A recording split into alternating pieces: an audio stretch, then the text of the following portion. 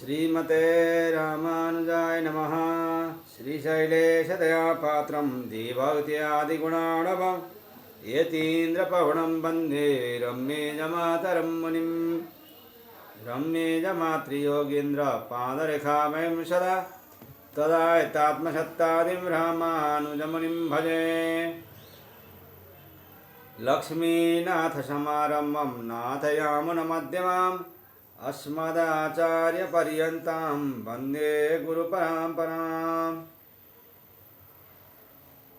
श्रीमच्छठारियतिराजकृपावलम्बं सौम्योपयन्त्रि गगनाद्रिमुनीन्द्रभक्तं वेदान्तयुग्मविशदीकरणाप्रवीणं रामानुजं यतिवरं गुरुमाश्रयामः। श्रीमादकाश्यपवांशमध्यगगने श्रीचन्द्रवदभासितं श्रीमद्वेङ्कटनाथसेवनरतं भानाचलोपासकं श्रीमधुसूदनार्यकृपया सम्प्राप्य मन्त्रादिकं वन्देऽहं बुधवर्यमाधवगुरोः पादारविन्दं सदा। जय श्रीमन्नारायण। आज हम लोगों ने 108 उपनिषद मध्य मैत्रायणीयोपनिषद का प्रथम प्रपाठक पूरा करके अब द्वितीय प्रपाठक में शुरू कर रहे हैं सत्संग। द्वितीय प्रपाठक अथ भगवान् शाकायन्यः सुप्रीतो ब्रवीद्राजानं महाराज बृहद्रथेक्ष्वाकु वंशध्वज शीर्षात्मजः कृतकृत्यास्त्वं मरुन्नाम्नो विश्रुतोऽसीत्ययं वावाखल्वात्मा ते कथमो भगवन् वर्ण्य इति तं होवाच। ययेषो ब्रह्मावष्टभानेनोर्ध्वमुत्क्रान्तो व्यथमानो व्यथमानस्तमः प्रणोदत्येष आत्मेत्याह भगवानथ य एष सम्प्रसादोऽस्माच्छरीरात् समुत्थाय परं ज्योतिरूपसम्पद्य स्वेन रूपेण विनिष्पद्यत एष आत्मेति होवाचैतमृतमभयमेतद् ब्रह्मेति।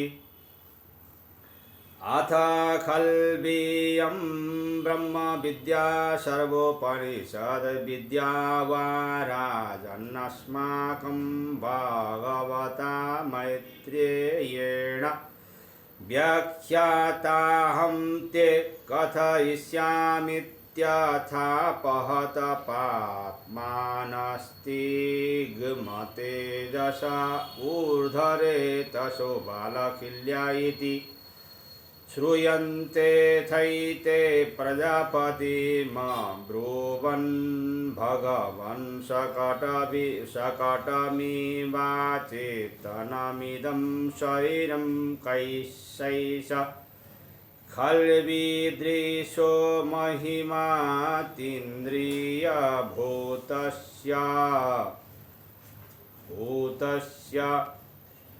येनैतद्विधमिदं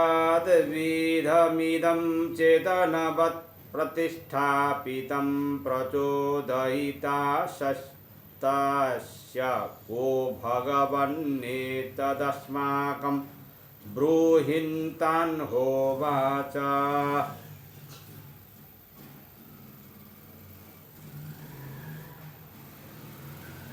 राजा का बृहद्रथ राजा का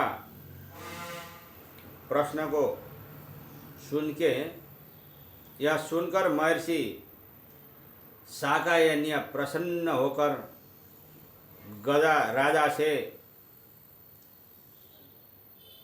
बृहद्रथ राजा से कहने लगे, हे महाराजा बृहद्रथ, इक्ष्वाकु वंश के ध्वज शीर्ष के तुम पुत्र हो। तुम मरुत नाम से सुविख्यात हो और कृतकृत्य धन्य हो। यह आत्मा कैसा है वह मैं तुम्हें समझाता हूँ। यह सुनकर राजा ने कहा, भगवान आप उसका वर्णन कीजिए। तब वह मुनि राजा से कहने लगे, ब्रह्मेंद्रियों का निरोध करने से यह प्राण रूप आत्मा योग द्वारा ऊपर उठता है। वह दुख भोगता हुआ दिखने पर भी दुख रहित ही होता है और वह अंधकार का नाश कर देता है। ऋषि ने आगे कहा, यह आत्मा इस शरीर में से बाहर निकलकर परम ज्योति रूप ब्रह्म को प्राप्त करके अपने स्वरूप में स्थित रहता है। वही आत्मा अमृत रूप, अभय रूप और ब्रह्म रूप है। हे राजन, सभी उपनिषदों ने जिसका उपदेश किया है, ऐसी यह ब्रह्म विद्या भगवान मैत्रेय ने हमको बताई है। वही मैं तुम्हें बताता हूँ।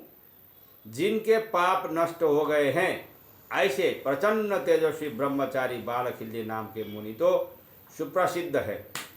उन मुनियों ने एक बार ब्रह्मा जी से पूछा था, हे भगवान, यह शरीर तो बैलगाड़ी की तरह अचेतन ही है, तो फिर यह सब किसकी महिमा है? कौन सा ऐसा अतीन्द्रिय पदार्थ है कि जिसकी वजह से यह जड़ शरीर चेतन की तरह प्रतिष्ठित दिखाई देता है? उसे प्रेरणा देने वाला कौन है, यह हमें बताइए। तब ब्रह्मा ने उत्तर दिया था कि योह खलु वाचो परिस्थः श्रूयते स एव वा एष शुद्धः पूतः शून्यः शान्तः प्राणो निशात्मानन्तोक्षेप्यः स्थिरः शाश्वतोऽजः स्वतन्त्रः स्वयमहिम्नि तिष्ठत्यनेनेदं शरीरं चेतनवत् प्रतिष्ठापितं प्रचोदयिता चैषोष्येति ते होचुर्भगवन् कथमनेने दृश्येन निच्छेनैतद्विधमिदं चेतनवत् प्रतिष्ठापितं प्रचोदयिता चैषोष्येति कथमिति तान् होवाच। जो वाणी से परे विद्यमान है, ऐसा सुना जाता है कि वह शुद्ध, पवित्र, शून्य, शांत, जीवनदाता, अनिश्वर का आत्मा, अनंत, अविनाशी, स्थिर, सनातन, जन्म रहित, स्वतंत्र ऐसा आत्मा अपनी महिमा में अवस्थित है। उसी के कारण यह शरीर चेतन की तरह प्रतिष्ठापित हुआ है। वही इसको प्रेरणा देने वाला है, ऐसी इसकी महिमा है। यह सुनकर बालखिल्य ने पूछा, वह आत्मा इच्छा रहित होने पर भी क्यों और कैसे इस शरीर को चेतन जैसा बनाया और उसे टिकाया भी? वह उसका प्रेरक कैसे हुआ और उसकी महिमा कैसी है? तब ब्रह्मा ने कहा, स वा एषा सूक्ष्मो ग्राह्यो दृश्यः पुरुष संज्ञको बुद्धिपूर्वमिहैवावर्ततेऽंशेन सुषुप्तस्यैव बुद्धिपूर्वं निबोधयत्याथ योह खलु भावे तस्यां सोऽयं यश्चेतनमात्रः प्रतिपुरुषं क्षेत्रज्ञः संकल्पाध्यवसायाभिमानलिङ्गः प्रजापतिर्विश्वाक्षास्तेन चेतनेनेदं शरीरं चेतनवत् प्रतिष्ठापितं प्रचोदयिता चैषोष्यति ते होचुर्भवन्निदृशस्य कथमंसेन भरतमिति तन्होवाच। यह आत्मा सूक्ष्म, अग्राह्य और अदृश्य है, इसका नाम पुरुष है। वह अपने एक अंश से यहाँ बुद्धिपूर्वक क्रिया करता है। भगवान का नाम भी पुरुष है और इसका नाम भी पुरुष है, क्योंकि उसका ही अंश होने से। सुषुप्त मनुष्य को बुद्धि से जगाता है, वह उसका जो अंश है वह यहाँ जीव रूप बना है। सभी प्राणियों का जीवात्मा वही है। प्रत्येक शरीर में वही क्षेत्रज्ञ रूप से रहा है और वही संकल्प, प्रयत्न, अभिमान से युक्त प्रजापति रूप और सबको देखने वाला है। उस चेतन से ही यह शरीर चेतनमय बना है। वही इस शरीर को क्रिया करने के लिए प्रेरित करता है। तब बालकल्य ने पूछा, भगवान, वह आत्मा अखंड होने पर भी किस तरह अपने अंश से यहाँ अवस्थित है? तब उन्हें ब्रह्मा जी ने उत्तर दिया कि प्रजापतिर्वा यशोऽग्रे तिष्ठत् स नारमतैकं स आत्मानमभिध्यायत् बहिः प्रजा असृजत्ता अस्यैवात्मा प्रबुद्धा अप्राणा स्थाणुरिव तिष्ठमाना अपश्यत् स नारमत सोमन्यतैतासां प्रतिबोधनायाभ्यन्तरं प्राविशानित्यथ स वायुमिवात्मानं कृत्वाभ्यन्तरं प्राविशत् स एको नाविशत् स पञ्चधात्मानं प्रविभज्योच्यते यः प्राणोपानः समान उदानो व्यान इति। सबसे पहले केवल प्रजापति ही एकमात्र थे। उन्हें अकेले को कुछ चैन न पड़ा, अर्थात अपने को अकेले संतुष्ट नहीं कर सके। इसीलिए उन्होंने आत्मा का ध्यान करके तरह तरह की प्रजाएं उत्पन्न की, परंतु अपने द्वारा उत्पन्न की गई इन प्रजाओं को प्राण विहीन और खम्भों की भांति जड़ देखा। वह उन्हें पसंद नहीं आया। उन्होंने सोचा कि इन सभी प्रजाओं को सचेतन करने के लिए मैं उनमें प्रविष्ट हों। ऐसा सोचकर अपने को वायु जैसा बनाकर उन्होंने उनमें प्रवेश किया। पर उन्होंने एक रूप में नहीं, परंतु 5 रूपों में अपना विभाजन करके प्रवेश किया। इसीलिए एक ही प्राण के प्राण, अपान, समान, उदान और व्यान ऐसे 5 भेद हुए। अथ यो यमूर्ध्वो मुत्क्रामतीत्येष भावः प्राणोऽथ यो यमवाञ्चं संक्रामत्येष वावसोपानोऽथ योऽयं स्थविष्ठमन्नधातुमपाने स्थापयत्याणिष्ठं चाङ्गेङ्गे समं नयत्येष भावस समानोऽथ योऽयं पीतासितमुद्गीरति निगीरतीति चैष भावस उदानोऽथ येनैताः शिरा अनुव्याप्ता एष भावस व्यानः। जो ऊपर गति करता है वह प्राण है, जो नीचे की गति करता है वह अपान है, और अतिशय स्थूल अन्न धातु मल को गुदा स्थान में पहुंचाता है और अति सूक्ष्म धातु को प्रत्येक अंग में समान रूप से ले जाता है। वह समान वायु है कहलाता है।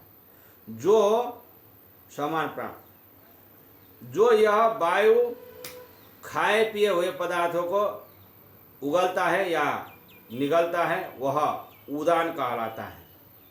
और जिसके द्वारा ये शिराएं घिरी हुई रहती है ऐसा जो वायु है वह व्यान कहलाता है।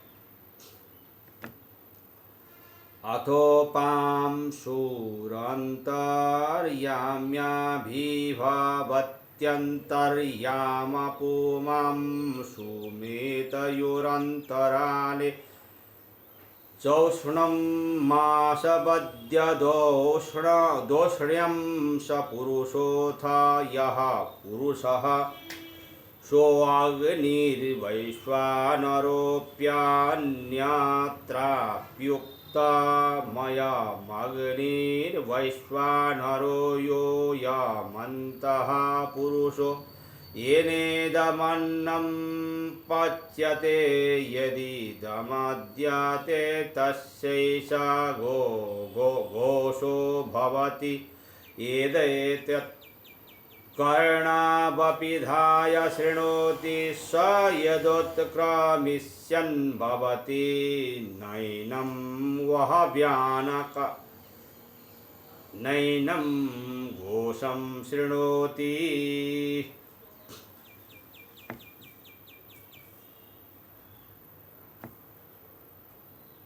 जो नजदीक में अंतर्यामी है वह और जो एक प्रहर में पराभव कर सकता है वह इन दोनों के बीच जो ग्रीष्म ऋतु जैसी उष्णता है वह पुरुष ही वैश्वानर अग्नि है।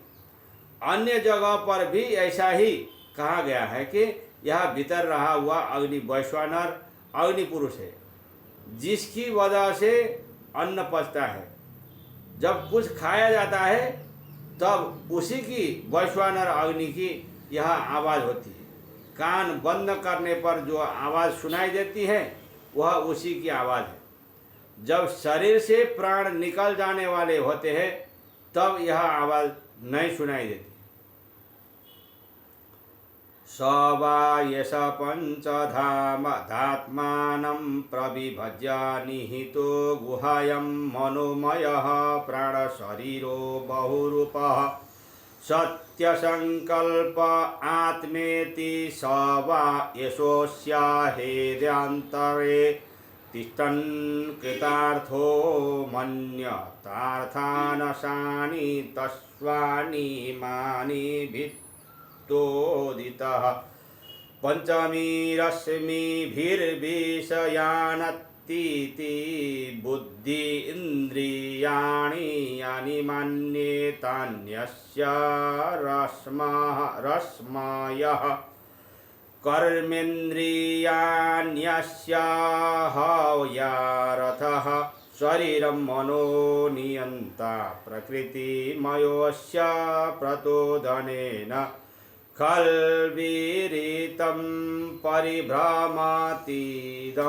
शरीरं चक्रमिव मृते च नेदं शरीरं चेतनवत् प्रतिष्ठापितं प्रचोदयिता चैश्वस्येति।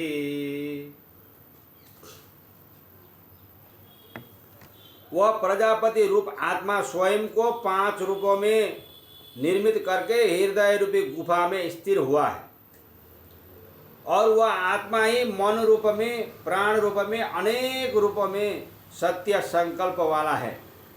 इस प्रकार हृदय में रहता हुआ वह अपने को अकृतार्थ मानने लगा। अपने को कृतार्थ बनाने के लिए वह अपने 5 द्वारों इंद्रियों को भेद कर प्रकट हुआ।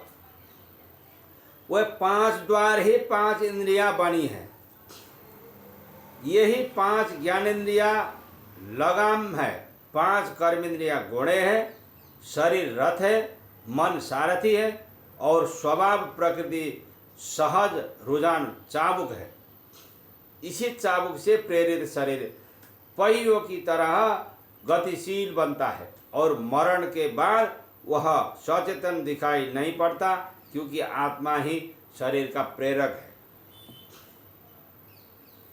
स वा एष इत्यादो वशं नीत इव सीता शीतैः कर्मफलैरभिभूयमान इव प्रति शरीरेषु चरतव्यक्तत्वात् सूक्ष्मत्वादग्राह्यत्वात् निर्ममत्वाच्च नमस्तो कर्ता करते वावस्थितः। यह आत्मा मानो शरीर के वश में आ गया हो और मानो शुभ शुभ कर्मों के फल से बंध गया हो। इस प्रकार भांति भांति के शरीरों में संचरण करता रहता है।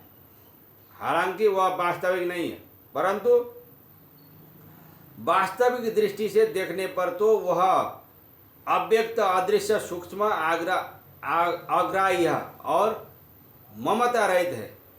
उसमें कर्तृत्व न होने पर भी और उसकी कोई अवस्था जागृत स्वप्न सुषुप्ति न होने पर भी वह मानो कर्ता रूप हो ऐसा प्रतीत होता है।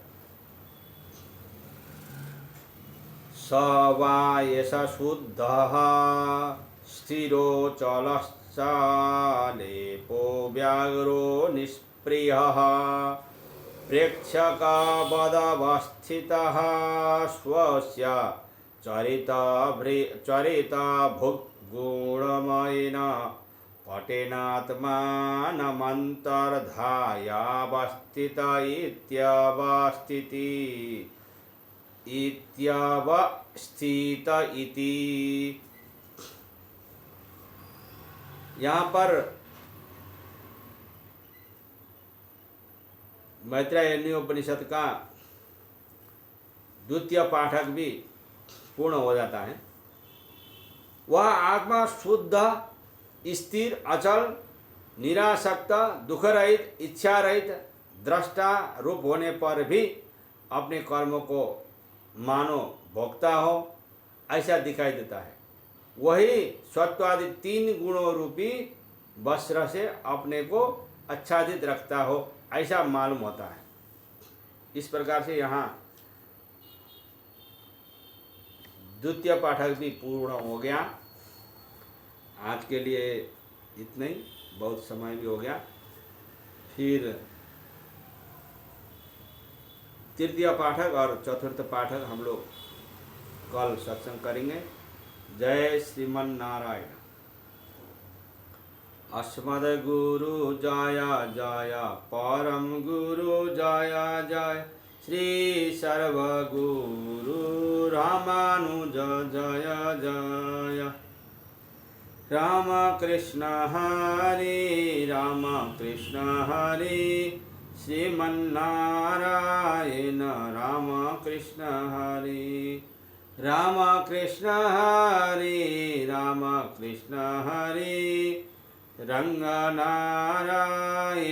राम कृष्ण हरे, राम कृष्ण हरे राम कृष्ण हरे, लक्ष्मी नारायण राम कृष्ण हरे, राम कृष्ण हरे राम कृष्ण हरे, वेंकट नारायण राम कृष्ण हरे, राम कृष्ण हरे राम कृष्ण हरे, मुक्ति नारायण राम कृष्ण हरे। जय श्रीमन नारायण।